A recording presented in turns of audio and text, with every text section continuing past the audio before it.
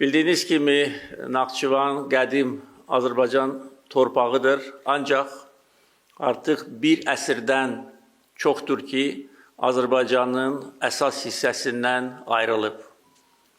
Bunun səbəbi ondan ibarətdir ki, Azərbaycan Xalq Cümhuriyyəti 1920-ci ildə süqut edəndən sonra, ondan 5 ay sonra Sovet hakimiyyəti Batı Zəngəzuru Azərbaycandan ayırıb Ermənistana birləşdirdi və beləliklə Azərbaycanın əsas hissəsi ilə onun ayrılmaz hissəsi olan Naxçıvanla quru bağlantısı pozulub.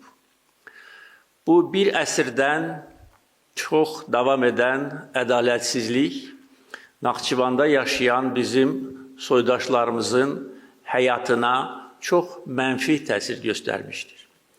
Özellikle 1. Qarabağ savaşı başlayan kimi Ermənistan Qarabağı işğal etdi və eyni zamanda Naxçıvanı ablukaya aldı.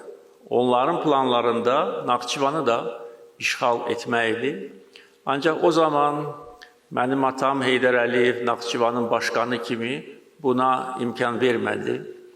Və Naxçıvanı qorumaq üçün bütün Naxçıvanlılar səfərbər oldular, öz doğma torpaqlarını savundular və işğalçını yerinə oturtdular.